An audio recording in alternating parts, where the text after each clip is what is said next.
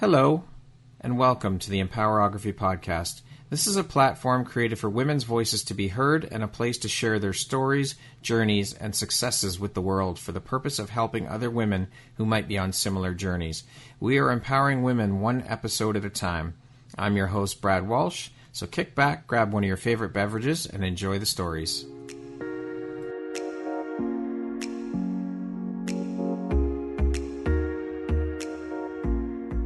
If you're looking for jewelry that makes an impact on your self-care routine and your style, Empowerography would love to offer you a discount code to one of our exclusive partners, Quartz & Canary Jewelry and Wellness Company. Please use code EMPOWER15 to receive 15% off upon checkout at www.quartzandcanary.com.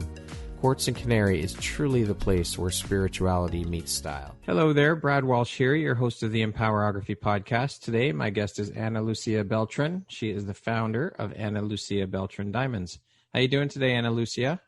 I'm doing great. Thank you, Brad. How are you? I'm doing very well. Thank you so much for taking the time to be here and share a bit about your story and your journey with us here on the podcast, and also for being part of the Empowerography community.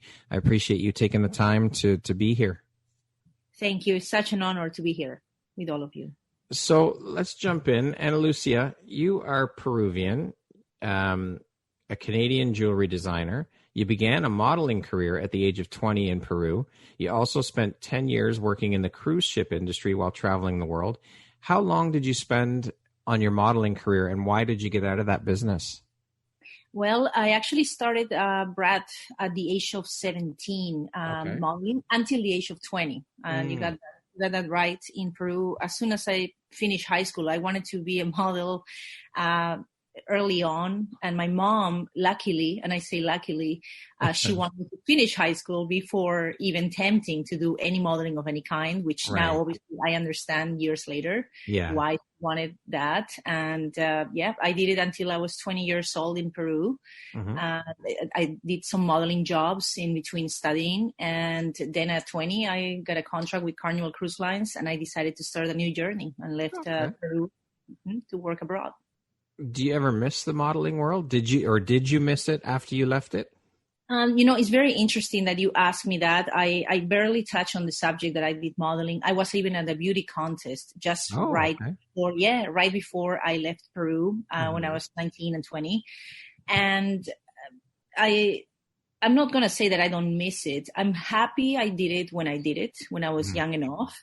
But at that time, if we're going to touch on that, I can imagine many of the women that are listening and got involved into the modeling world. One thing I don't miss, Brad, is that it was this, when you went to castings, I'm talking about the late 90s when I did it, there's a lot of scrutiny. And, you went to a casting and they told you, oh, you're too short, or you're too thin, or you're too, you don't have the hair color that we want, or you have to wear contact lenses. So there were so many, obviously that was the part of being a model, to shift the character that they wanted you, to play, whether it was for pictures, for events, or for runaway. I was a little bit too short. I'm only 5'6", and I say only 5'6" because you remember the 90s era. You had to be a Claudia Schiffer to be even considered to walk on the runway. Right. So it was just, a teenage dream, I will say, in my case. I don't miss it, but I'm glad I did it, because what I'm doing right now with my brand, and we'll touch on that later, I'm sure, it has to do with, I'm the face of my brand, my own brand. And, we'll talk about that later, but it's interesting how it turns out now that I'm focused and it comes back to me. Right. So onto the cruise ship stuff. Having spent 10 years working on cruise ships, I mean, I'm sure you've had a few different jobs during your time working on the ships. What types of jobs did you have while you're working on those ships? Can you tell us a bit about that? Yes, Brad, actually, great question. I as soon as I started, I was hired as a waitress, and I was so excited because I said, wow, 20 years old, leaving Peru, I'm going to make money, I'm going to send money home. That's what you did at that time if you came from South America. And my first job, I was dreaming that the dining room, it was going to be full of guests, and it was going to be like the Titanic, land on Carnival Cruise Lines. The ship was called the Triumph. It was very new at the time. sailing out of Miami, and I realized I was a waitress, but I was a waitress down in deck 0, which means I was serving the staff. I was serving the captain. I was serving the dancers, the employees. Mm-hmm. So a little bit of a shocker right there. It was an interesting beginning, leaving a beauty contest and modeling in Peru. Then I go there and I'm like, okay, I have to do something about it. Not that there was nothing wrong with obviously being a waitress, but right. I was going there for, to make a new living. It wasn't what you envisioned. Definitely not.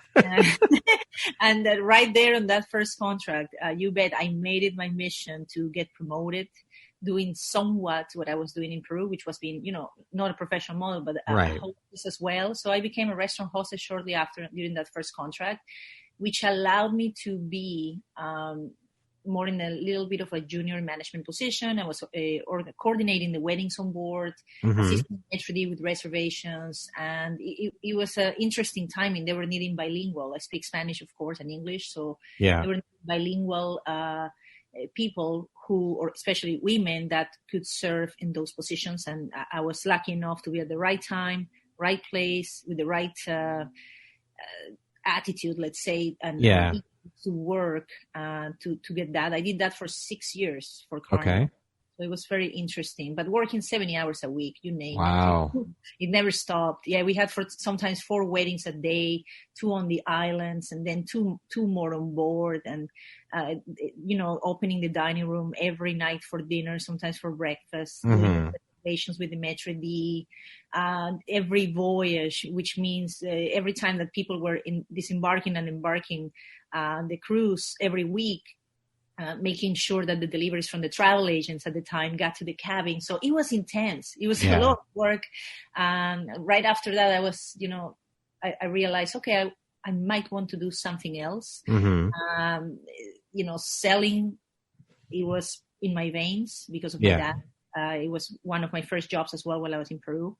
And I realized they had an art gallery on board. They used to sell Picassos, believe it or not. Wow. Original works from Picasso, Rembrandt, Chagall, and modern Holy. art. Yeah, they did. Of course, they didn't have the one-of-a-kind paintings. Right, of course. Still original works, limited editions, hand-signed works. And long story short, I managed with a lot of effort, a lot of hassling to get the position of an art associate auctioneer. So I was assistant art auctioneer on board for a company called Park West Galleries. So whoever has been on the cruise and is listening, they know they sell fine art on board. It's a lot of fun. That was after 6 years with Carnival, I quit Carnival and went on that venture, which meant being an independent contractor. Not anymore working for the cruise lines, taking a little risk, taking a 5-month art auctioneering and art history course in Michigan. I was very fortunate, but it was a lot of hustling, I must say, and the persistence to get that position, which was very interesting, kind of a little bit of a privileged position on board. Right. But it opened a whole new world for me, which I'm very happy. Last position, last but not least, I saw, the girls who were selling the diamonds, and they were showing these shopping shows on the theater on board the ship. And that's what I did next. I left the art world and I went for becoming a port and shopping guide, which meant you represented diamond brands in the duty-free shopping world on board the cruise ship. So that was my last position on board, 10 years. Wow. So out of all those jobs you did, which one would you say was your favorite? I got to say the moment, it's not because it's the diamonds or jewelry, something that is obviously very appealing to women, but it did something to me, Brad, because to be able to tell people about these precious gemstones, not only diamonds, but other gemstones, educate them during seminars, doing shopping shows, hosting a little bit of a mini shopping channel, internal shopping channel we had before, that was definitely, I discovered my passion right there. That last job was the best job. And I have to say the best job I ever had until now. Wow. That's why I'm doing what I'm doing right now. Right. That led into your current career you're in, your business. That's exactly right. So how and when then? So I'm assuming that was the springboard for you to getting into the world of jewelry design. Is that correct? 100%. Well, not jewelry design yet back then, but the fact that I was promoting different brands and even jewelry designers that, paid for advertising through us, doing these promotions on the cruise for them, certainly started my interest and then my education. We were fortunate enough to be taken to New York to train in the Diamond District, or we had conferences in Miami sometimes, and brands will come and educate us and gave us, let's say, they were kind of generous with us because we were their promoters. Let's say at that time, I'm talking 2009, 2010, we were kind of a genesis of an influencer live on board the ship, if you know what I mean. So, that's where my discovery of what jewelry designers wear and the luxury world was all about. Okay. So but no, definitely I didn't start designing until a couple of years ago. Oh, okay. All right then. But you did take courses, obviously, to learn how to design jewelry and... I got to say, when I was training, we're talking of 13 years now since I started in the luxury goods industry. Oh my God, years, if I'm saying. I've been fortunate enough to work aside and side by side some of the most prestigious people in the industry, whether it was in New York. I used to work for a very big brand, and I can say it on air, Effie Jewelry, if anybody, Effie from New York. I worked side by side with the actual designer, Mr. Effie Hematian. And that, to me, I was their rep in Canada for 5 years. And that, to me, was a privilege because he's one of the most prolific jewelry designers of our time. Right. Effie Hematian claims over 250,000 designs to have in his lifetime. If you think about it, that's kind of like a Picasso of the jewelry world. Right, yeah. Very big in the duty-free market, but very big also in the United States. If anybody went to Macy's, they have seen the jewelry. Here in Canada, Hudson's Bay, you've seen it all over. And the shopping channel as well. Yeah. That to me was a training and inspiration. And obviously I've been in every kind of job regarding jewelry, you name it. Like I've been behind the counter. I've been with the goldsmiths. I haven't made the jewelry myself, but I've been next to diamond cutters and seen with their eyes. Any sort of involvement in the industry, that was my education. I claim it in the Diamond District, and obviously later studying diamonds. But I got my certificate with GIA, Technological Institute of America. So I completed, let's say, my education with my own the kind of jobs that I had, the trainings that I had with different brands. That's there for you. Well, I would argue that would be the best training that you could possibly get, never mind school, but working alongside these experts in their fields. There's no better training than that. Yes, I actually felt very fortunate to have that kind of hands-on, different kind of training than traditional. And sure, when you completed your diamond course on GIA, it's kind of a school. I did it in mine actually, but you have to pass, certain requirements and study a lot about the industry. But it's a combination experience with school and aside with, in my opinion, some of the greatest in these days. What is it that excites or inspires you most about being in the world of jewelry design? To me, the fact that from scratch, from a sketch with a pencil, literally, and then crayons and colors, you can actually see the transformation of a piece of paper, from an idea in your mind to a piece of paper, then through a very, process with working with a team. Obviously, I don't take the credit only. I come up with an idea with a sketch, and then you turn to a professional team of jewelry makers that work with you, and then to see the final product in somebody that is wearing your design and tells you that they actually love it or why they love it. What does it make them feel? Yeah. It's a different level. One thing was to sell jewelry to amazing women, Brad, for many years. Another feeling is of satisfaction and joy is to do it from scratch, and then you see it on them and it was your creation somehow. So it's pretty rewarding. I'm sure it is. There's got to be no feeling like that. Yes, it's pretty unique. And I kind of feel that I'm on the mission. This is what I was born to do. Yeah. To make women feel special through the jewelry and through precious diamonds. Amazing. It's an amazing thing when you find your purpose and your mission in life. Yes. It's an incredible feeling. There's no feeling like that either. Absolutely. You know it. We both talk before, and we're both on a mission. Put us on this earth to do. Yeah. It feels pretty wonderful. It does. It absolutely does. Today. Yeah. Yes. Yeah. So you spent a few years working at the home shopping channel, TSC Canada, and became the jewelry expert for them. But even more impressive, I thought, was the fact that you became a guest host of the Diamond Show. How did that opportunity come about for you? Yeah, Brad, that was actually when I moved to Canada.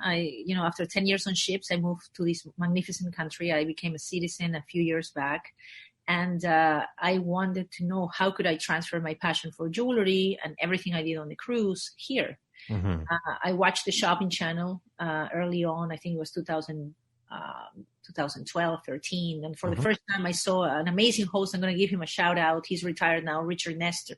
Many of your viewers might remember him. Okay. He spent 25 years on the shopping channel, and he's one of many wonderful hosts they have. I work with all of them, I must say, since 2015.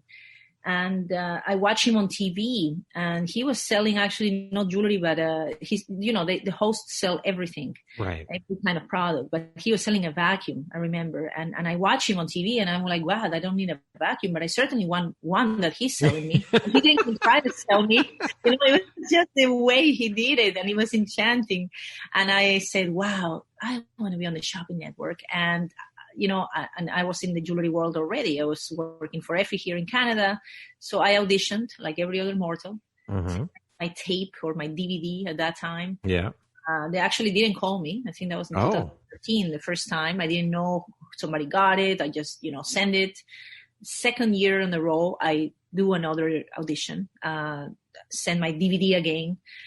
They didn't have a casting call or anything. It was just me dropping it, on the option. No call. Third year, 3 times a charm. 3 times a charm. Third year in a row, I make another video, but this time with a little bit of a product that I designed. It wasn't jewelry, but it was a little bit of a keychain. So I was practicing, let's say, my designing skills. Right. And I just did a tape selling my own design. Mm-hmm. Long story short, they did a star search. We were 100 semi-finalists that year. They called me finally. Then we did from 100, we were 5. And 5 of us were auditioning at the network, which is in Mississauga, the one and only. And that was one of the, most nerve-wracking moments of my life because we knew one of us was going to get it. Yeah. And from that, I was chosen, but not to be a host for selling everything on the shopping channel. Because of my background in fine jewelry, they invited me to be an expert for jewelry as a regular guest host. And that's how the affair with the shopping channel started. And I became a regular. I was going there once a month, selling different gemstones, different shows like Colors of Diamonds and Gem Finds. You name the gemstone, Brad, from Sultanite to diamonds and everything in between. I probably sold it on TV or sold it one-to-one, or it's fascinating. We were even selling gemstones like iolite and precious tourmalines and very exotic gemstones sometimes. So, but the Diamond Show was a show that was offered to me by the senior buyer when she saw we were getting great results with every other gemstone or Colors of Diamonds. The $1 million show happened in December 2017. And I say it proudly because before that, in 30 years of the network history at that time, Brad, I was told, of course, it's a big night for that the target was 600,000. And that was a high target. It was the biggest diamond show of the year, and I was honored to be chosen for that. No pressure, but pressure. Yeah, exactly. But by the time we were, we still had like 3 shows left, and I mean 3 hours on air left, and we were already close to 1 million. Wow! Then surpassed 1,100,000, I think. And I say that the numbers, which just because it marked a new era for them in the targets that they had for the diamond show, right? And it was a record. Everybody was happy. Everybody was celebrating. We're like, wow! It means Canada loves diamonds and they love to buy them. Yeah. It was a big day for them as well, for all Oh, of it us. must have been an incredible day for you, though. What a feeling to be the first host in 30 years to sell and ever hit over $1 million in diamond sales on live TV. That's incredible. It was a magical night, to say the least. And it was 3 years since I started, almost 3 years since I started as a guest host. So it felt like a lot of, building that relationship with the viewer. Yeah. It was a lot of different shows, as I mentioned, in between, selling any gemstone you could imagine. And then the $1 million mark with diamonds, it was pretty rewarding. I'm sure. So how long in total did you spend at TSC in Canada, and why did you decide to leave that behind? Well, since my first show on TSC happened in April 2015, and as I mentioned, I was a regular almost every month, among every other job that I was doing in jewelry. And it was very recent. My last show for them was in last year in September. I was representing a brand called Emolite by Corite, which is very Canadian. It's Canada's national gemstone. I was a global brand ambassador, and my last show for them was in September, when I was already transitioning to launch my brand. My jewelry brand, my diamond brand, was launched in November last year. So it was just a move that I had to make in order to be able to represent my brand and my brand only next. So it is just a little break, with the shopping channel. We have a great relationship. I hope to be back, obviously, next time with my own brand. Right. But definitely had to take a little break because I was representing another brand not long ago on the TV station. Was your progression from jewelry to more specifically the diamond industry just a natural one? Like, why did that progression happen into diamonds? Was that something you always wanted?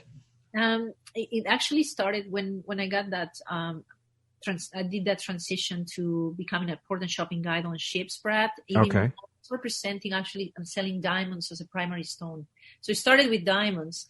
Then it got me involved with every other gemstone in the industry. Oh, okay. Yeah. So it was always diamonds first. Right. And I transitioned, like I mentioned, that last brand that I work for, Emolite by Corite. It was another beautiful gemstone, not a diamond.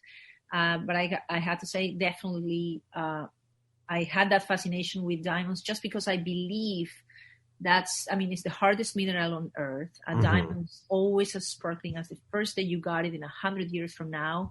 Anybody who is listening, I'm sure if they had maybe a diamond that was passed down from another generation in their family, it can shine like the first day always. As long as it's clean, you got the diamond shining forever.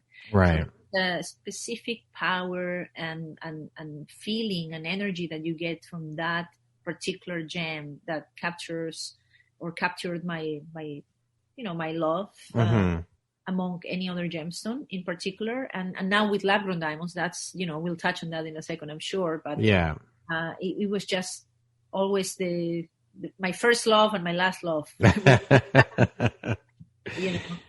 like a favorite child. If that sounds bad or wrong, I don't know, but no, hey, that's your passion, that's your love. There's nothing wrong with that. That's what lights you up. So right. Now, you're known as the Queen of Diamonds. How did you get that nickname, and who gave it to you? Yeah, that was actually while we were selling the diamonds at TSC, as I mentioned, before the $1 million diamond show. Maybe a couple of months before, we had one of the producers. She just before we started the show, and they knew we did always very well. So just before starting the show, they said, Analucia, you're going to have a great show. Here it is, a mini tiara. They gave me a little mini tiara. And I know it sounds, it wasn't a diamond tiara, but it looked like a tiny tiara to me and to the host before we went on air. We're going to have a great show, a sellout show. Here it is, Queen of Diamonds. So I was like, okay, we took it as a little beautiful joke. Yeah. Flattering. I don't know what it did that they gave me the mini tiara. And the premiere was a huge success. I think we met target by the first show. We had another day ahead of us. Wow. And next morning, I have a video actually, Brad. I posted on my social media soon. I show the mini tiara on air the next day because we had such a great response the night. And we said it on air, and we had our little Elizabeth Taylor moment, and we put our crowns on air. It was something internal done on Yeah. but it happened to be on national television. So and then the $1 Million Show the month or 2 months later. So it kind of was a magical, I will say, crowning moment in quotation. Yeah, there you go. That's amazing. Because of that, because we are selling more diamonds than anybody there. That's all. That's awesome. In 2020, you became the founder and designer of your own lab-grown diamond jewelry brand, Analucia Beltran Diamonds. Was the goal for you always to start your own diamond jewelry company?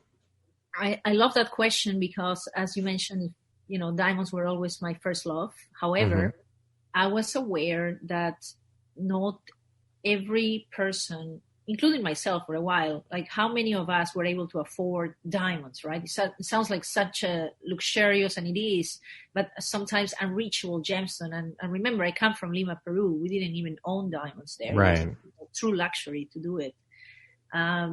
So my goal a couple of years ago, or 3 years ago almost, when I started designing and planning my own brand, I thought I was actually going to do, I wasn't set on diamonds only. I was set in jewelry, but I wanted the core message was, I want every woman that is out there and feels that deserves and wants beautiful quality jewelry to have.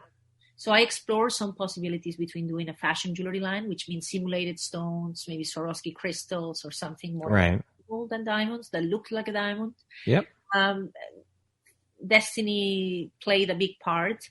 Lab-grown diamonds are the future of diamonds through, contacts and when I was hunting for manufacturing partnerships, I came across an offer for a lab-grown diamond brand on my own. And lab-grown diamonds are, for those of you who are hearing this for the first time, it is literally a real diamond, same DNA than a mined natural diamond, 99.95% carbon, which is the chemical composition of it. And what they do is take a little piece, an extract from an actual natural diamond, Brad, and they recreate the process of heat and pressure of 2 billion years, which is how long it takes for an actual carbon to turn into a diamond, naturally by Mother Nature, into a process done in a laboratory with different, very expensive, sophisticated machines. And that process takes 6 to 8 weeks on average. So we're getting actually to grow diamonds from the same DNA, from a rough natural diamond, but recreating that process in order not to deplete our planet. At the same time, we're getting the real thing. When you test a lab-grown diamond, you test the same, and it has the inclusions and the 4Cs, the same specs as a mined diamond. So it's the best of both worlds. That's incredible. So you're taking, let me get this straight, you're taking a very small piece of an actual mined diamond. Correct. And using that to recreate and grow or lab create a lab-grown diamond. Exactly. You recreate amazing. That process. Exactly. And the process is, it's only 6 to 8 weeks. That's right. So that is incredible. And you're not, as you said, you're not harming the earth in any way. You're not mining. You're not doing any of that stuff. Correct. And this is a technology, Brad, that has been around for many, many years. Only used in industrial diamond. There's a lot of diamond dust and diamonds that are used in surgical equipments and beauty and etc. other industries. However, the diamond industry didn't actually approve it until maybe 3 years ago, when they realized that the technology is so sophisticated. That now we're able to get gem quality diamonds, sometimes even better quality diamonds than most mined diamonds being sold out there. So they said, wow, it was approved, and even De Beers and other big, diamond miners launched their own lab-grown diamond brands, because the technology is now giving us gem quality diamonds in this new world. I call lab-grown diamonds the Tesla of the diamond world, if that gives us a perspective. Yeah, that's incredible. I had no idea that even exists. That's amazing. I'm glad to be able to transfer this message. Because you've educated me. This is great. Okay. So the pieces of diamonds that you use, where do you get them then? That little piece, how much of it? I mean, I would imagine that the piece varies depending on the size of the diamond you're trying to create. Does it not? That's right. But in most cases, it is a very millimetric thin sheet of the rough diamond. So it is something very minimum. The technology and the pressure, just to give you an idea, the pressure that these machines put that little piece of the rough diamond under.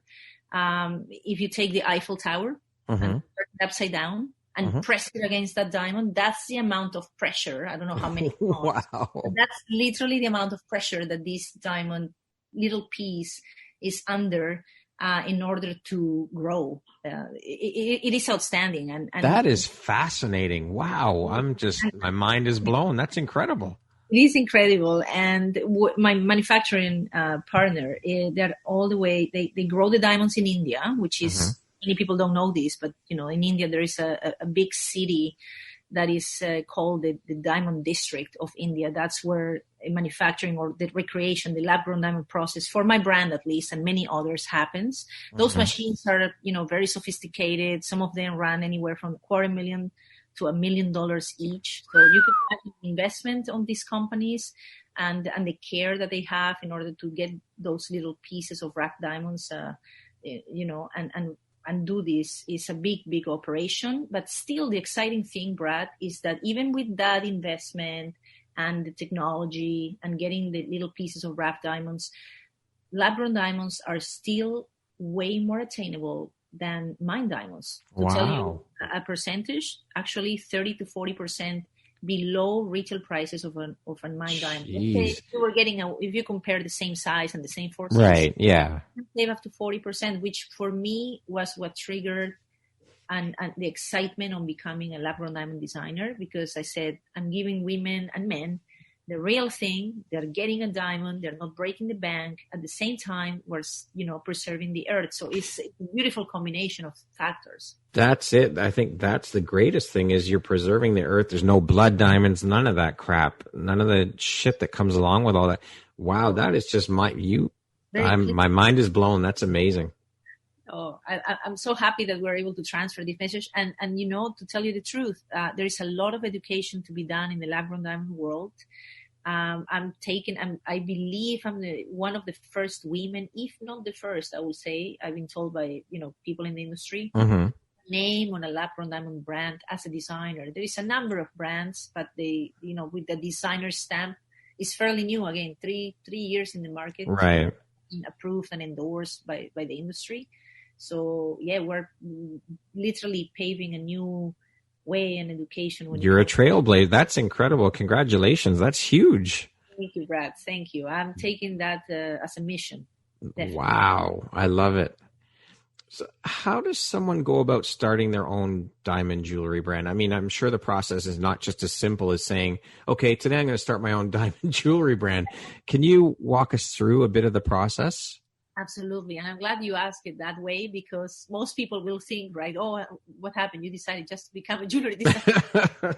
One to another. So as I mentioned, 13 years in the industry, a number of jobs, and very, very involved and hands-on and continuous, education, self-education, and all sort of experience to get to this point. But to just form the company, Brad, you could imagine it's been since 2018, I decided to design my first collection, preparing my business plan. And it was, and we're 2021, so almost 3 years in the making to be able to launch a number of pitches I had to build a company from scratch. I mean, I was a one-woman show for a while. But building that carefully at the same time that I'm on television representing a different brand, working behind the scenes, putting the business plan together, evolving into doing fashion jewelry, and then evolving into making the decision to do lab-grown diamonds, traveling to making those to New York and different parts of the US to seal the deal with manufacturing partnerships. You name it, countless emails, conference calls, pitches to investors to make this happen. And nevertheless, I have to say, obviously, years of dragging a suitcase, $1 million of jewelry. For 5 years, I was traveling Canada. Many people don't know this, but, hosting shows for Effie at Hudson's Bay. I was just traveling with jewelry in my suitcase. 90 wow. all year round, winter or summer, car rentals, walking in downtown, always in heels, going with jewelry to set up for this event. So, you can imagine all that accumulation of, to get to know people in the industry, to get then all the networking. Exactly, networking and one-on-one selling jewelry to those same women that today I'm designing for. So I'm designing for those amazing women that came to buy their own jewelry to the malls from my shows, or call to the shopping channel to buy from us, or, in the cruise, maybe when I was hosting an event, came to my show. So I'm thrilled, literally. It's a lot of sweat and tears. Especially during the pandemic last year. I was able to launch in November last year. Mm-hmm. But all I can tell you is there were moments when I had to, take a leap of faith, right? Stop working for a brand in order to make my dream happen in the middle of a global pandemic. It was quite challenging. I'm sure. But we, somehow we made it happen until, and I just wanted to transfer that message. Any woman out there who is an entrepreneur in any industry knows exactly what I'm talking about sometimes. If you don't come from, let's say a lucky background where maybe the parents can borrow some money on, or you can, I'm basically by myself in this magnificent country since 2011. And, sometimes you take everything on your own. You're like, okay, I have to make this happen. And somehow it's just the beginning of a new era. Just too long was the beginning. And here we go with another challenge ahead. Amazing. And look, you got through it. And I think it's incredible. You deserve a pat on the back, and congratulations for the hard work you put in. And you're an inspiration. I think that's amazing. Your story is so inspirational. From starting out in Peru to where you are now, it's incredible. Thank you. You should be very proud of what you've accomplished. Thank you, Brad. Sometimes when I look back, I'm like, wow, everything started with many people don't know this, but my dad passed away when I was 19. So it was just a year before I left Peru. Wow. And he made me promise, because he was an entrepreneur himself. Mm-hmm. South America, very different circumstances than in North America. Yeah. He made me promise him that before I turn 40, I will have my own company or create a family legacy. And I kind of last year I turned 40, exactly the date when I launched, and that was a pressure on myself because of that promise that I never did before. But I know that's the driving force behind everything I do. My dad's spirit I feel still lives on, and I'm happy to do it. It's not only for him or to honor him, but it's what he taught me, and I'm glad he did. That's amazing. That is so inspirational, and just what an amazing story. You made good on your promise to him. That's amazing. Thank you. Sounds like you almost when I'm remembering, I'm like, oh my God, but that's what happened. Your tagline is "Real Diamonds for Real Women." I love that tagline. How did you come up with that tagline, and what does that mean to you personally? Yeah, that tagline actually came to me. I was, and it's going to sound funny, but I was in my kitchen, okay? Maybe a couple of weeks before launching the brand, already in the works, already, building the website, everything is the samples, photographs, everything being prepared. And I needed a slogan. And my initial slogan was Analucia Beltran Diamonds, the diamond of the future, because of what diamonds represent. Right. Then it hit me like an eureka moment in the kitchen, like a whisper, real diamonds for real women. You bet I trademark it right away. I called it, let's trademark this, US and Canada, let's do this. Yeah. And, but my diamond line represents, is a celebration of the hard work of women, of what women do every day in their lives. And I know many of us, I'm not a mother yet, but my hat is off to every woman who is a mother, first of all, who is a housewife and has kids and a husband. And on top of that, which is a job on its own that never ends, does everything else in different professions and walks of life. So for me, my brand represents diamonds for that real woman that actually, I'm going to share a statistic with you, Brad. I don't know if you, or many women listening. As per today, and you can Google that fact anywhere, close to 80% of the jewelry purchases, not diamond only, but jewelry purchases in general, are done by women themselves for themselves. Wow, I didn't know that. That's incredible. 78% last time I checked. And I obviously lived it selling jewelry so many years. I know Right. most jewelry purchases are done by women for their own, or maybe gifts for their daughters. Yeah. Or men are buying jewelry, they're actually buying higher dollar amounts, because that 20% of jewelry purchases are done usually when you get engaged. It's a bigger dollar amount. Yeah. But volume wise, women are purchasing 3 times the jewelry than men do. Wow. Yeah. And that's a fact. So That's with incredible. that in mind, isn't it neat? And with that in mind, that was my inspiration and my core behind who am I designing for. Not that I'm not gonna, praise men. They can buy diamonds from us if they want. And they obviously are invited to buy diamonds for their women from our brand, or any brand, because women deserve diamonds from their spouses or their boyfriends. Absolutely. But my message there, when it hit me, real diamonds for real women, I said, this is the core message of my brand. I'm giving you the real thing with a, I believe a much better product. And I'm not turning down the mine diamonds. Mine diamonds are natural and they're going to be forever. Yeah. Mother Earth gave us. But now if we can have the real thing, the same DNA of a natural diamond done in a different way.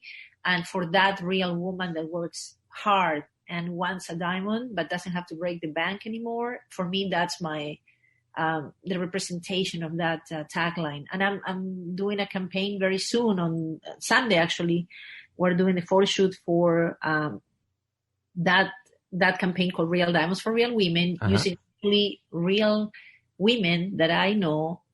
Some of them are clients of ours already, and some of them I scout them through social media. So stay tuned for that. I'm using, actually, instead of models, real women with different professions, amazing, different walks of life to represent the brand. So I'm very excited about that.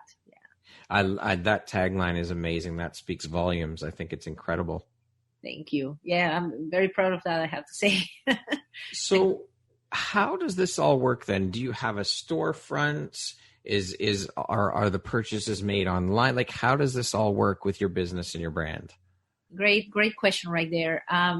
Seeing how the world changed last year, and the retail businesses, unfortunately, being shut down for the most part, not only here, but in the Caribbean, in a lot of parts of the world, we decided to start and launch the brand entirely online, creating our direct-to-consumer platform.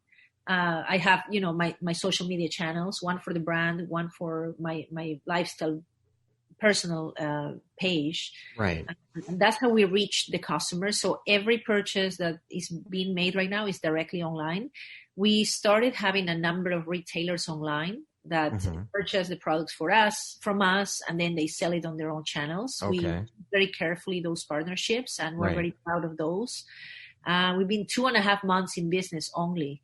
However, the goal for the brand is obviously eventually, and we're working very hard behind the scenes on that, reach retail locations, and most likely be in a couple of shopping networks. I'm not saying only in Canada because there is only one, but worldwide, a couple of strategic countries like the US or the UK. Right. It's slowly but very surely expanding into being accessible.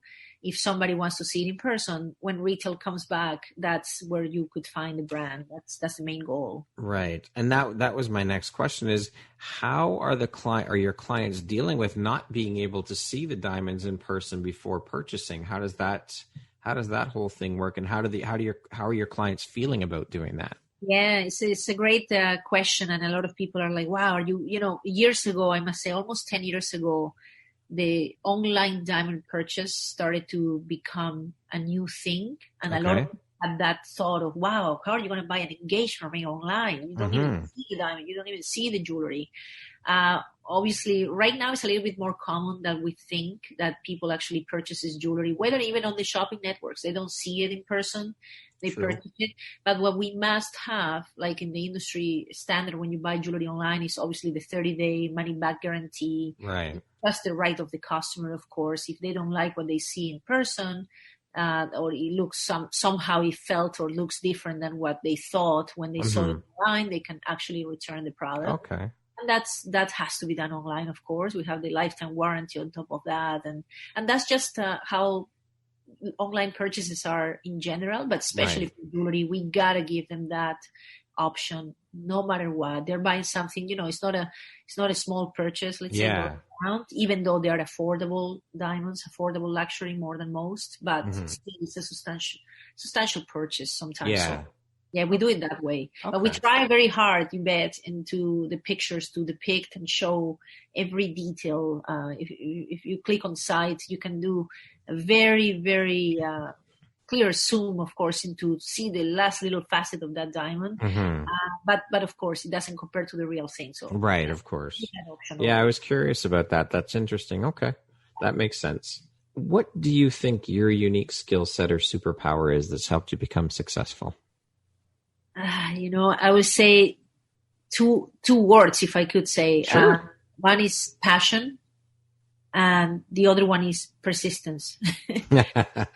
Now, one doesn't happen without the other. Right. In my case, at least, I will say that passion, of course, you practice makes the master. You do what you have to do. But the superpower, I will say, comes to fruition when you are persistent. You can't give up in something just because it doesn't happen at the first try. Right. Very true. Very true. It has been, this little secret of making things happen. Well, yeah, your journey has not been overnight. That's for sure. It's been years of work put into it. So that's right. Right. I'm still continuing. Right. There you go. I made it's just the beginning of a new era right That's now. That's right. So speaking of success, how do you define the word success? What does that word mean to you? Success to me translates into being able, what you're passionate about, with purpose. And, many people will define it like making money. Yeah, money is just a consequence of something that you're doing very good because it's your mission or it's what you know best. But to me, success is that when you're able to do what you love the most for a living and make a living out of it, that's a cherry on top, of course. But that to me, that combination is satisfaction. Is definitely success in my eyes, in my experience. Okay. To date, what would you say is your biggest high or your greatest win? Well, that's my biggest high or greatest win right now. As I mentioned, I started Analucia Beltran Diamonds. The company name is called and registered as Beltran Enterprises, Brad, which is my family name. And as you remember, to create a company that has my dad's last name, because even though I've been married a couple of times, I didn't change my last name, or I changed it. I kept my name. Right. And to me, to be able to have right now, actually, I have my brother joining the venture. Okay. We have, where it's not just me on the team. I started it all, but it's a number of people behind. So to me, the biggest high is being able to create Beltran Enterprises, a family legacy, have my brother involved, the person that I trust the most in this world.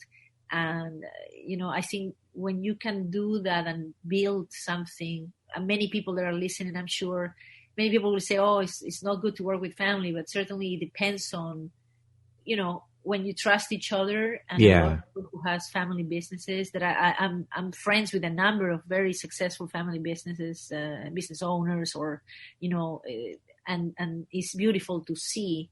Now I know when it's done right, when you choose the right people, everything flows. So I think that's the biggest high until now, to be able to do that and create a family legacy now for the rest of my, my sister, my brother, and my nephews, and whoever comes after, hopefully.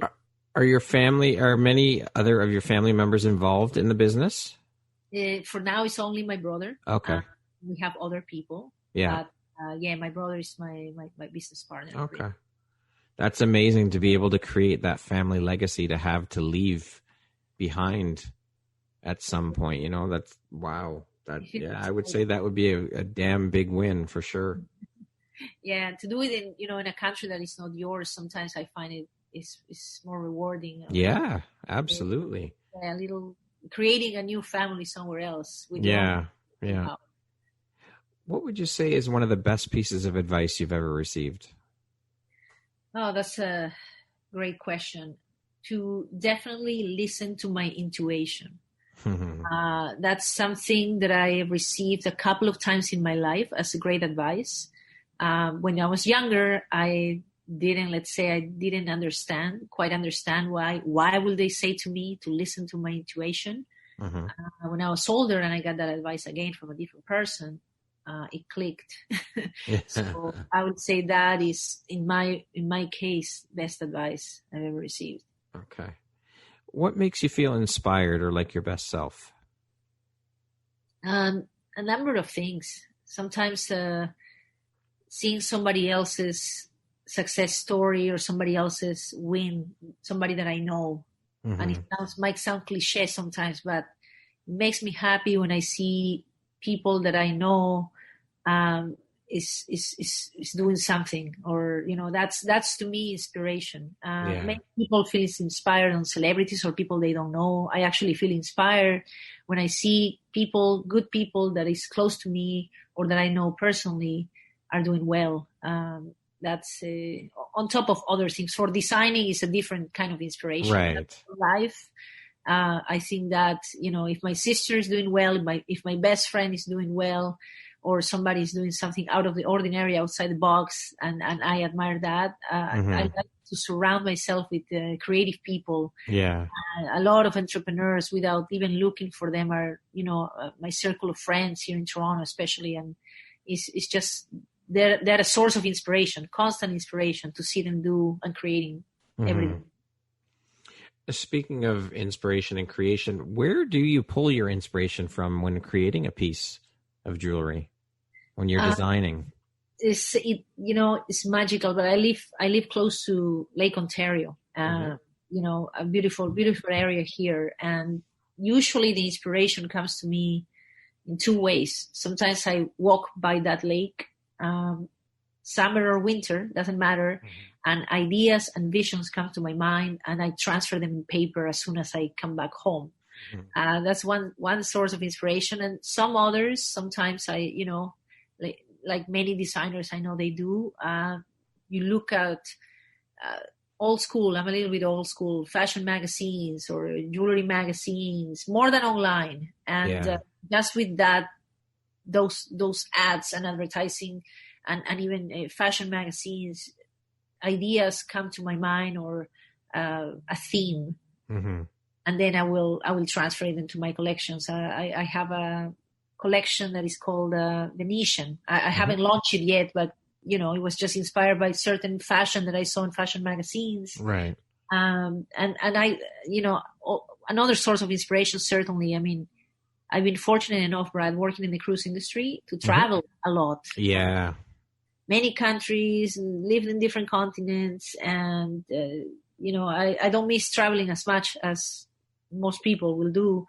But it's certainly served of inspiration. Certain architecture stays in my mind. Certain, fashion stays in my mind, especially from Europe. And I guess they're leftovers of life experience as well. When designing certain things. Beautiful. What was a turning point in your life and how did that affect you? Well, as I mentioned earlier, certainly when my dad passed away, it was a big turning point. It affected me in that way that I had to make that promise happen. So the next year after he passed away, I left Peru in search of a better life, let's say, to fulfill his promise. But also my mother, unfortunately, she passed away a couple of years after my dad. I'm sorry. On cruise. So thank you. It was almost 20 years ago. And that certainly marked me. And I always try to take the negative into a positive. Even when my dad passed away, sure, we all grieve. I'm not going to deny it was very painful, but it triggered me into, okay, I'm gonna make you proud more than ever before. He was not physically with me anymore. And then with my mom, she was definitely the person that kept me going on my first contract on Carnival. Remember when I was telling you I was serving the staff, having the time of my life. And she was just certainly the one that kept me going. So both of their deaths, I must say, affected me, but at the same time, I use it as fuel to do what I do even until today. Beautiful. Who would you say then have been the 3 most influential people in your life? Certainly, I mean, no denial, both of my parents. Those, we'll count those as one. Definitely as one. Yeah, they were actually pretty much like a unity. Yeah. There is another person very important, always been present. My dad's sister, who is my godmother. Her name is Susanna. She lives in Georgia. She's my dad's sister again. And she's certainly a very influential person in my life till today. She's like a second mother to me. Yeah. Over there. I'm very, very lucky to have her in my life. And influential, I must say, if you ask me more than anybody else, my dad, I come back to him because everything, he was such a strong character, a big force of nature. And even until today, I feel his energy and his presence. Sometimes it's going to sound crazy, but channeling through me. He was an architect of profession and an entrepreneur later in life. So, with a lot of dreams that unfortunately didn't happen because he left us early on. Right. But honestly, if you ask me, you asked me for 3 people. I mean, but my dad takes the crown. It's like big influence in me. Well, he's the driving force behind everything you're doing. Yes, pretty much. When it comes to influence, I put him first. Yeah. Amazing. And that's not crazy at all. He probably is channeling through you. I don't think that's crazy at all. Yeah, I feel it very, very clear, honestly. That's great. Yeah. Analucia, what does the word empowerment mean to you? Empowerment is not having limits in your mind. You know how sometimes, Brad, many people tells you, I was told even when I had dreams and I was in Peru and I had dreams of traveling, live your reality. You're dreaming too big. You're dreaming too high. What are you saying? And I was very young when I was told these things. So empowerment is the opposite, just setting your mind into why not? Why am I going to limit myself or because I'm in certain situation that is not where I want to be. It doesn't mean that you can't get there, but sure, you have to do a number of things, not only wishful thinking, but, just believing. Empowerment to me is believing and doing. So anything is possible. Just as much as we can, making things happen. That's I love it. That's great. Having no limits in your mind as to what you can accomplish. Certainly. Very powerful.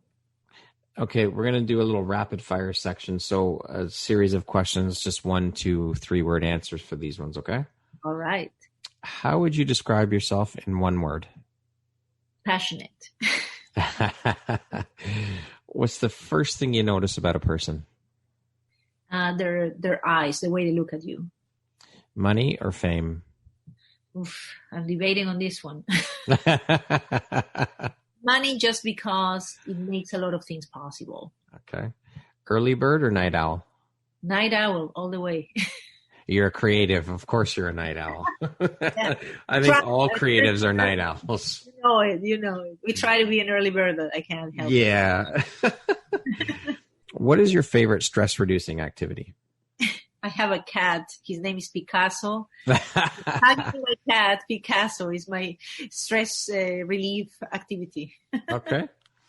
If you could teach the world one thing, what would it be? Be compassionate.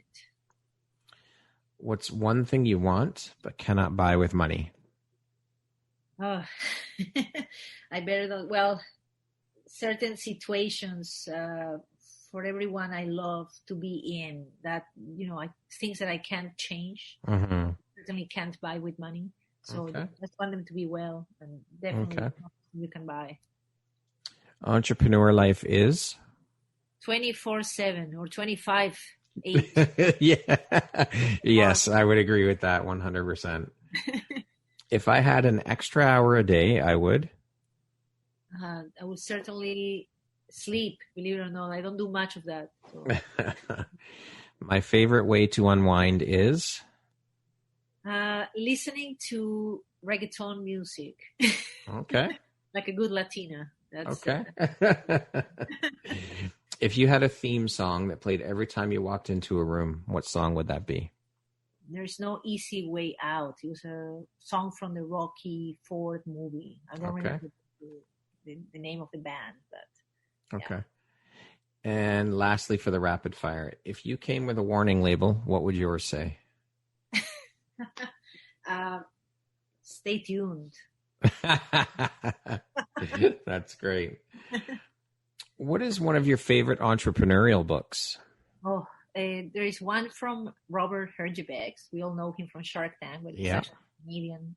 Yes, we love him. He wrote a book called "The Will to Win." Okay, and it's one of the first entrepreneurial books I bought, and still one of my favorites to today. Awesome. Who in your life has had the biggest impact on you, and why? I think I know the answer to this one. I must say my dad certainly. Yeah. When we talk about impact or influence, I gotta give it to him. It's such a force. One day I'll tell his story somehow, because quite a strong character, and didn't only impact me, but I can tell you, Brad, in his time in Peru, impacted a lot of people. Mm-hmm. Yeah, so I would love to sit down with you and hear that story one day, for sure. Yeah, I would love to. We'll certainly have that chat. Yes, we will make that happen. Yeah. What gives you the motivation to keep going? Is I have siblings, of course, my brother that I mentioned, who in this venture, and my sister who lives in Florida. She's younger. I'm the oldest of four. Okay. My brother in Peru, he has 2 kids. So my nuclear family, motivation to keep going always. Okay. What is the most recent investment you've made in yourself? Great question. I mean, I have a wellness, and if your mind and body are good, then your soul is good. During the pandemic, I have to hire it sounds a little trivial, but it's very important, a personal trainer. A virtual personal trainer now. You can imagine, Brad. Yeah. That I must say is an investment that is not only to be in shape, it's beyond that. It keeps mental health. Yeah, very much so. It's I would say that's the latest, the most recent. Certainly. Yeah, my grandfather always said to me that you can have all the money in the world, but if you don't have your health, that money is no good. It means nothing. So true. It's the core. Yeah, for sure. Tell me something about yourself that people would be surprised to know or find out. I actually, I speak, of course, Spanish is my first language. English is second, but I actually speak Slovak language as a third language. Oh. Slovak. Yeah, ja hovorím po slovensky for anyone listening from Slovakia or Czech Republic. Yeah, don't ask me why, or if you want to ask me why, but that's a surprise. How did that come about? No, just long story short, I used to live in Slovakia for a little bit. My first marriage was with a man from Slovakia. Oh, okay. So I lived there for a while. And you just picked it up. You just learned it. I know it was very hard, I have to say. I'm sure it was. Yeah. Oh, I didn't mean to trivialize it, say it was easy. I just meant that you were able to just pick that language up. Yeah, somehow, yeah, it's just because it was like no other language that I knew at the time. But yeah, it was after a year I was finally able to speak. Okay. Yeah, and somehow I kept it even until now. I could have a conversation with a Slovakian person or Czech. Awesome. Yeah. If you could step into my shoes, what would you have asked yourself that I didn't ask you? Ooh, that's a great question right there. Would you, if I will do this or hop on the journey I had all over again? Okay. Would you start over? Let's say, would you change anything? Exactly. If I would change anything, I wouldn't change a thing, even though, not everything has been easy breezy. Mm-hmm. I'll keep it as it is. yeah, certainly. I wouldn't change anything. Because all of these experiences and happenings created who you are, created the Analucia that you are today. They shaped who you are. Yeah, that's right. I'll take the journey. If, God has put me on this earth with those circumstances, Brad, I'll definitely take it. Anyway, as it was. If you could go back and give your younger self one piece of advice, what would that piece of advice be? Certainly it's going to sound funny, but when you're young, when I was younger, I was quite naive and naive. I think we all are. Yeah, we all are. And I will certainly will advise my younger self, don't believe everything they tell you. Just again, use your intuition. Yeah, there we go. Yeah, if something doesn't feel right, there is a whisper in the back of your mind. Listen to that voice very carefully. Okay. Lastly, if you were to deliver your last 30-second speech to the world, what would that last 30 seconds sound like? For anyone listening out there, I know we're going through hard times in the world. A lot of us have been shaken to the core last year due to the world's circumstances. All I can tell you is if we keep the faith, keep working, and sometimes if we have to reinvent ourselves with hard work, determination, everything that we set our minds is possible. Even the impossible or what seems impossible can be possible, just to keep going and don't run out of faith because you can do it. I love that. That's beautiful. So inspirational.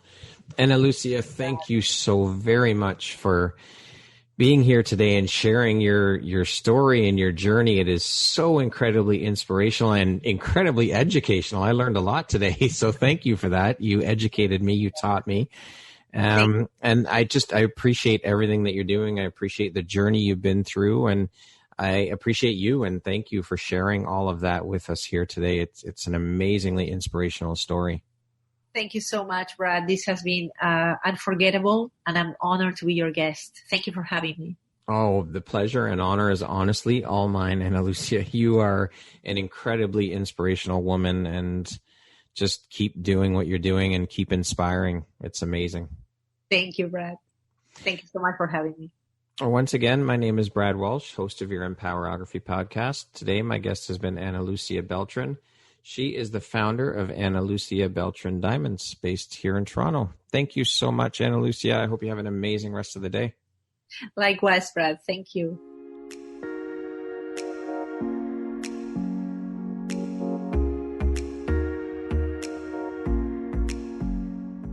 Thank you very much for listening to this podcast. If you haven't yet, please be sure to subscribe, rate, review, and share with all your friends.